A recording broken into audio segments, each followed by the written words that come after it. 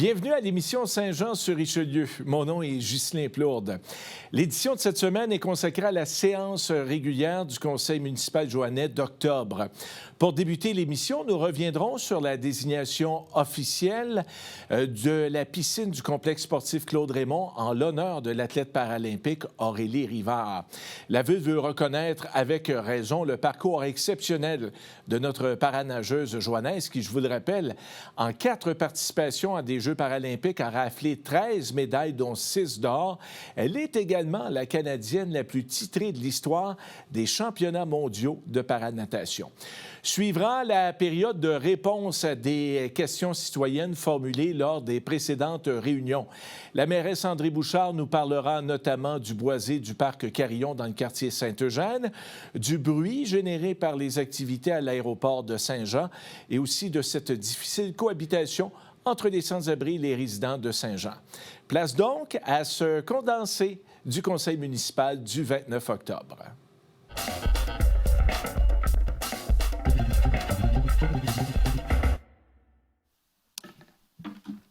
Désignation de la piscine du complexe sportif Claude-Raymond. Alors, je vais en faire la proposition. Considérant que la Ville de Saint-Jean-sur-Richelieu désire honorer une joannaise qui est une figure emblématique du sport, considérant que Mme Aurélie Rivard est une nageuse paralympique d'exception et un modèle pour la jeunesse, considérant que la carrière exemplaire d'Aurélie Rivard témoigne de sa détermination inébranlable à surmonter les obstacles et de sa passion pour la natation, considérant qu'Aurélie Rivard a développé sa passion pour la natation à la piscine du complexe sportif Claude-Raymond, considérant que dès ses débuts, elle a fait preuve d'un talent remarquable, participant à des compétitions régionales avant de se faire un nom sur la scène internationale, considérant qu'elle compte notamment 4 participations aux Jeux paralympiques et qu'elle cumule 13 médailles, dont 6 d'or, considérant qu'Aurélie Rivard est la Canadienne la plus décorée de tous les temps aux championnats du monde de paranatation, je propose que la Ville honore Mme Aurélie Rivard en nommant la piscine du complexe sportif Claude-Raymond, piscine Aurélie Rivard. Est-ce que j'ai un appuyeur? Madame la mairesse, je vais appuyer avec grand enthousiasme. Monsieur Fontaine? Je pense que c'est unanime aussi. Alors, je ne pense pas qu'il y ait une demande de vote. Je pense qu'on est très, très, très heureux de ça. Alors, je vais vous présenter un petit peu plus Aurélie Rivard avant de lui faire signer le livre d'or. Aujourd'hui, nous avons l'immense privilège de rendre hommage à une athlète exceptionnelle, une source d'inspiration pour nous tous, Aurélie Rivard. La piscine du complexe sportif Claude-Raymond devient la piscine Aurélie Rivard, célébrant ainsi l'extraordinaire parcours de cette athlète joannaise reconnue à l'international.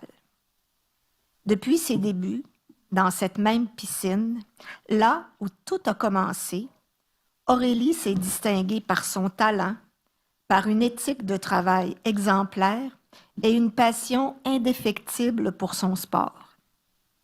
À travers ses 4 participations aux Jeux paralympiques, à Londres en 2012, alors qu'elle n'avait que 16 ans, à Rio en 2016, à Tokyo en 2020 et plus récemment cet été, à Paris, elle a décroché 13 médailles paralympiques, dont 6 d'or, tout en battant de nombreux records mondiaux, repoussant les limites du possible.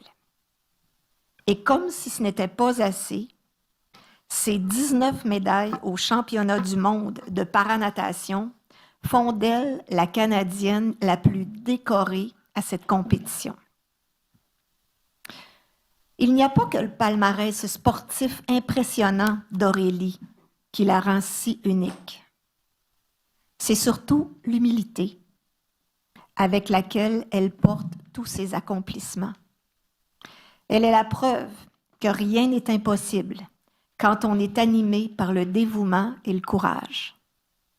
En plus d'inspirer les jeunes athlètes, c'est toute une génération qui voit en elle un modèle de détermination, de dépassement de soi et de réussite. Cet hommage prend une résonance particulière alors qu'Aurélie n'a pas encore accroché son maillot et qu'elle continue son parcours sportif. La piscine Aurélie Rivard deviendra un lieu emblématique où chaque nageur pourra s'imprégner de l'esprit de persévérance qu'elle incarne. Une plaque à l'entrée témoignera de cet hommage, tandis que son nom brillera également sur la façade du bâtiment, un symbole de fierté pour notre communauté. Ce geste n'est pas seulement un honneur pour Aurélie, mais aussi une promesse d'inclusivité et de reconnaissance de parcours sportifs uniques.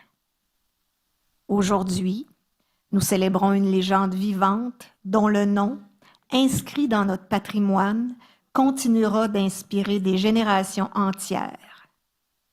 La piscine Aurélie Rivard est plus qu'un espace de nage. Elle est un phare d'espoir et de réussite pour tous. Merci, Aurélie.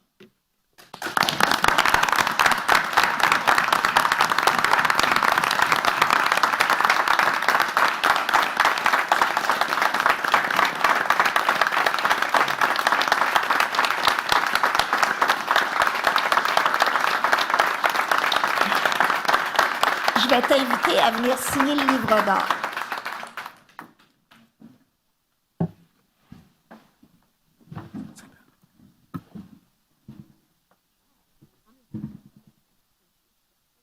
OK. Avec plaisir.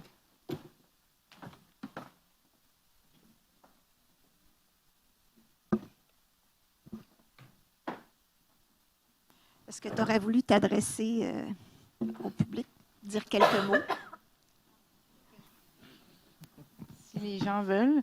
Mais j'ai pas d'autre mot que merci, surtout à vous. C'était vraiment un bon discours, beaucoup trop d'attention envers moi, mais je suis extrêmement honorée de tout ce qui se passe en ce moment, de la célébration de ma carrière, mais aussi de pouvoir faire ça dans ma ville natale et surtout dans la piscine où j'ai passé 20 ans, où j'ai grandi, où j'ai vécu le meilleur comme le pire. Donc, merci de me permettre de vivre ce moment-là. Alors que ma carrière n'est pas officiellement terminée, hein, donc ça me fait vraiment chaud au cœur. Puis, je suis contente de partager le moment avec tout le monde ici ce soir. Donc, merci.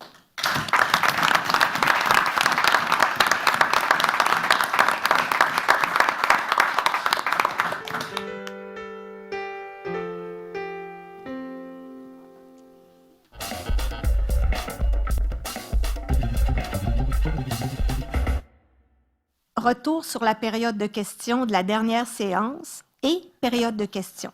Alors, j'ai des réponses pour la dernière séance et même des séances antérieures, là.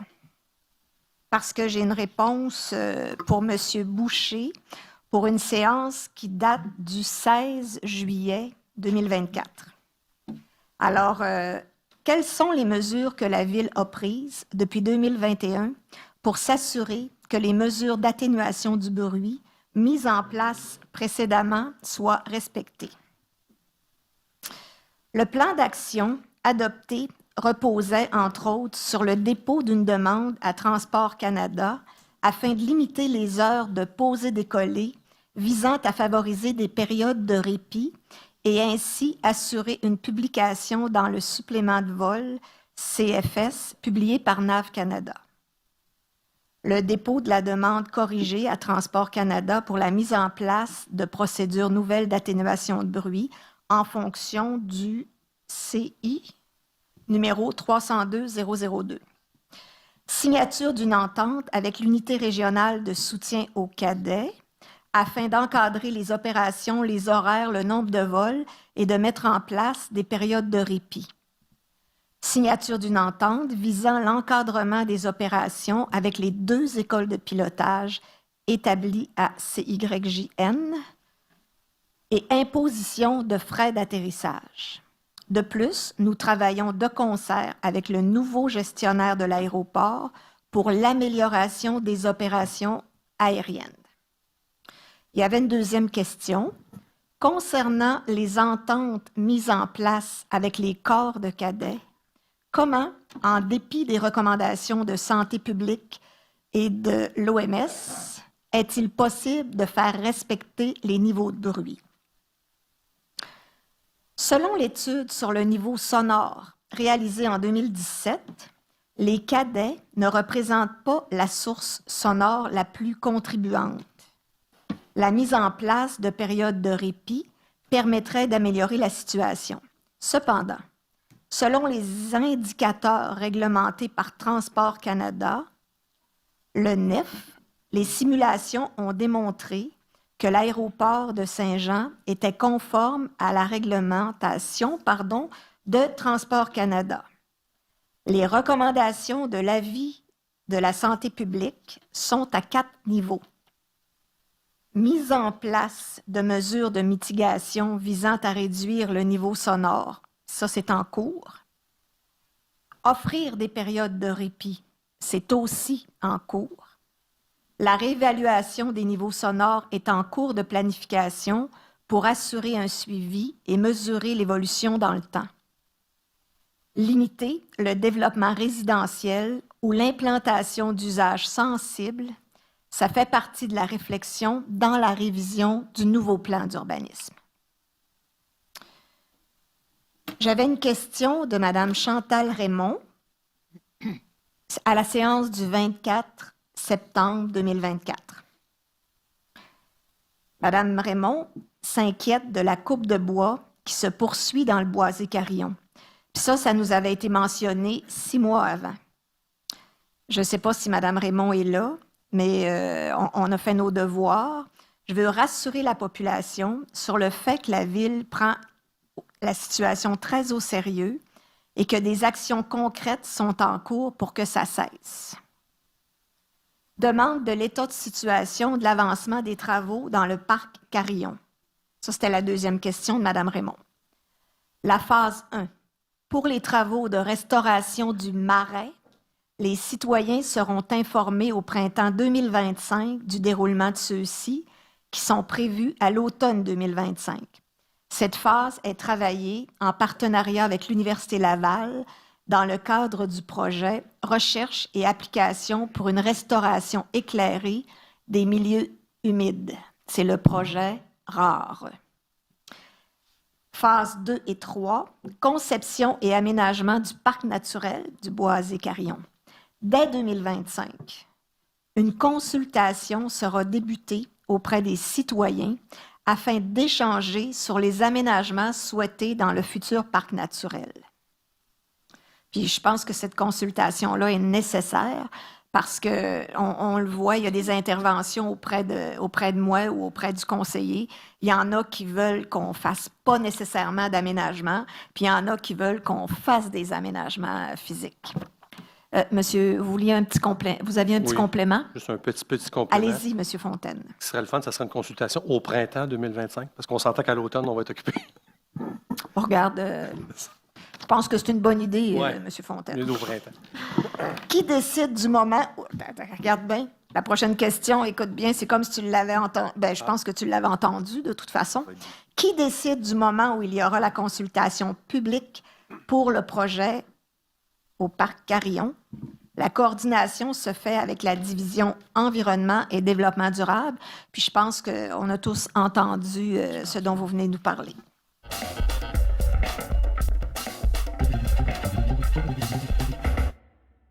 Monsieur Pierre Picard, qui avait une demande de dérogation mineure, puis ce point est à l'ordre du jour aujourd'hui.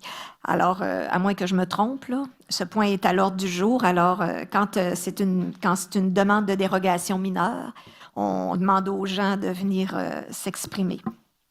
Monsieur Massé, Sylvain Massé. Concernant la connexion du transport de Saint-Jean-sur-Richelieu au REM, il était question d'adapter le transport en demandant si la Ville avait fait des groupes focus pour revoir les habitudes des citoyens et si elle avait une solution différente que celle de seulement déposer des appels d'offres pour des contrats identiques. Dans un premier temps, la Ville a dû entreprendre des démarches auprès de l'ARTM pour identifier le mode de fonctionnement pour la connexion du service de la 96 à l'antenne du REM. Tenant compte que Saint-Jean-sur-Richelieu est hors territoire de la CMM, l'ARTM a réalisé des analyses à partir de l'achalandage de Saint-Jean-sur-Richelieu pour déterminer le modèle financier pour les coûts associés. Dans cette même période, il y a eu une réflexion de l'ARTM sur le maintien des activités au terminus centre-ville pour arriver au résultat que l'on connaît. L'accès au quai sud, au-delà du, je pense que c'est le 30 juin 2025, il n'y en aura pas. Les analyses réalisées par un consultant démontrent que les temps de parcours se sont allongés depuis la perte des voies réservées et que cette situation est loin d'être appelée à s'améliorer. La première stratégie est de revoir la desserte de la 96 pour l'arrimage avec le REM en conservant la fréquence et les horaires pour ensuite revoir la desserte du réseau urbain. C'est prévu de revoir la desserte du réseau urbain, mais avant de revoir quelque desserte que ce soit, il faut à tout le moins savoir comment ça va nous coûter. Alors, c'est pour ça que l'appel d'offres était prioritaire. Parmi les autres facteurs ayant motivé la décision du conseil municipal, le REM offre plus de possibilités aux usagers. Il se distingue déjà par son interopérabilité, puisqu'il se connecte aux autres services de transport du Grand Montréal. Connexion avec RTL, EXO et la STM. Pour la refonte du réseau urbain, c'est déjà prévu de consulter la population à moyen terme en amont de toutes décisions qui seront prises par le conseil municipal. Prochaine question, celle de M. Samuel Corriveau. Comment la Ville peut aller chercher le maximum d'argent et d'investissement tout en restant compétitive? Cette question-là était au sujet des grands projets à développer dans Saint-Jean. La Ville privilégie une approche basée sur la collaboration et le dialogue avec divers partenaires, qu'ils soient publics ou privés. En établissant des ententes mutuellement avantageuses, nous visons à maximiser les investissements tout en répondant aux besoins de la communauté. Si nous prenons l'exemple du centre de congrès, le retour sur investissement s'articulera autour de 3 grands objectifs. Assurer une gestion efficace du centre de congrès, d'où l'importance d'établir un partenariat solide et transparent. Assurer l'attractivité de la nouvelle destination affaires, produits distinctifs, offre de services de qualité et implication des partenaires locaux. Maximiser l'impact économique local. Stimuler l'économie par l'attraction et la rétention de nouveaux visiteurs et les dépenses touristiques associées. Nouveaux investissements, nouvel hôtel, restauration et consolidation et développement de l'offre touristique locale et régionale.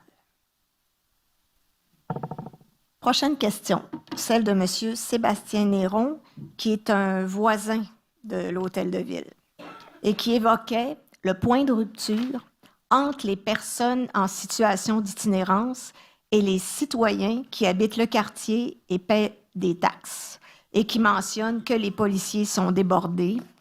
Et ça, je pense qu'on en est témoin.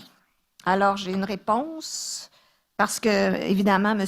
Néron n'a pas été le seul à interpeller le Conseil sur l'itinérance. Alors, en suivi des questions soulevées au sujet des personnes en situation d'itinérance, voici pourquoi je prends le temps de revenir sur ce sujet-là. Je tiens d'abord à vous dire que c'est une situation qui me touche, puis qui nous touche tous. Vous êtes préoccupés par le nombre grandissant de personnes en situation d'itinérance sur notre territoire, et nous le sommes aussi. Saint-Jean-sur-Richelieu, comme les autres villes au Québec et en Amérique du Nord, a connu une forte croissance de l'itinérance depuis la pandémie, passant de quelques personnes qu'on était capable de nommer à une centaine de personnes qui sont en situation d'itinérance. Inévitablement, nous devons composer avec la présence de la population itinérante et apprivoiser cette nouvelle cohabitation. Bien que l'itinérance soit particulièrement visible depuis quelques années dans notre ville, il y a un grand travail que nous réalisons collectivement et qui est méconnu. En plus du comité multisectoriel qui se tient à toutes les semaines, la Ville, notamment via le service de police, le service de la culture, du développement social et du loisir, travaille au quotidien en collaboration avec les différents partenaires, tels le CIS de la Montérégie-Centre, les organismes communautaires comme le SPOT, Action Dépendance, le Point commun, la table de concertation en itinérance au Richelieu-Rouville, la table de concertation en logement au Richelieu, de même que l'équipe de travailleurs de rue de Passe-moi la POC a déployé tous les efforts afin de réduire le nombre de personnes en situation d'itinérance. Toutefois, il y a autant de besoins différents qu'il y a de personnes en situation d'itinérance dans notre communauté. Certaines personnes acceptent volontiers le soutien, d'autres non. Le bagage d'une vie d'une personne et le point de bascule qui l'amène à vivre dans la rue correspondent à sa propre histoire, à sa propre souffrance. Accompagner une personne pour l'aider à rapiécer le puzzle de sa vie est un travail qui prend du temps. Nous sommes confiants de l'expertise de nos partenaires que nous soutenons quotidiennement dans leur travail. Pour encadrer les incivilités et accompagner les personnes en situation d'itinérance, le service de police a mis sur pied une équipe de 2 policiers avec une travailleuse sociale afin d'arriver à une cohabitation acceptable entre tous. Une deuxième équipe, formée de patrouilleurs dédiés à l'itinérance, a également vu le jour afin de combler les plages horaires où ce soutien spécialisé n'était pas disponible. Le centre de jour de la rue Boutillier et le 240, nouvellement inauguré, offrent divers services. Cependant, lors des périodes diurnes et nocturnes de fermeture selon leurs horaires respectifs, la population itinérante se dirige vers les endroits publics accessibles à tous. On est tout à fait conscient de l'insécurité et de l'inconfort que ça peut susciter. L'espace public, c'est l'extension de notre chez-nous. C'est confrontant sur le plan humain de faire face à cette détresse et nous vous entendons aussi dans votre besoin d'une cohabitation harmonieuse en tout respect des normes sociales que nous nous donnons collectivement. C'est pas parce qu'une personne est en situation d'itinérance qu'elle peut agir indépendamment du reste du monde, nous en convenons. Nos équipes et nos partenaires travaillent à réduire les enjeux associés aux incivilités. Toutefois, vous comprendrez qu'il serait très délicat de la part de la Ville ou du service de police d'agir de façon à faire du profilage social. Laisser monsieur, madame, tout le monde librement circuler et, dans le même parc, expulser d'autres personnes parce qu'elles sont en situation d'itinérance, on ne peut pas vraiment faire ça. Être en situation d'itinérance, c'est être non logé. C'est avoir nulle part où aller, nulle part ailleurs que dans l'espace public, alors qu'on voudrait avoir un chez-soi. Bien que des ressources existent, personne ne peut les contraindre à s'y rendre. À l'aube de l'hiver, on n'est pas insensible à cette réalité. La situation d'itinérance fait partie des dossiers et sujets prioritaires pour nous et nous vous assurons que les suivis nécessaires sont effectués auprès des différents partenaires. La Ville signait récemment une entente avec le ministère de la Sécurité publique afin de soutenir davantage les actions du milieu communautaire en prévention et nous vous assurons travailler avec les différents paliers de gouvernement pour faire entendre la réalité du terrain. Le service des travaux publics veille à assurer la propreté de la place du marché. Un entretien quotidien est effectué pour maintenir les lieux salubres et un nettoyage en profondeur est réalisé les jours de marché. Ça, c'est le mercredi matin et le samedi matin. Puis tous les autres matins, les travaux publics sont sur la place. Évidemment, les gens peuvent signaler toute situation dangereuse directement au poste de police ou au 911 en cas d'urgence. Le 18 octobre dernier, s'est déroulée la 6e édition de la Nuit des sans-abri à Saint-Jean-sur-Richelieu, comme dans plusieurs municipalités au Québec. Une soirée de sensibilisation indispensable parce qu'elle nous permet d'ouvrir notre cœur à cette réalité difficile que certaines personnes doivent affronter et surtout, elle nous donne l'occasion de tendre la main et de témoigner de notre solidarité collectivement.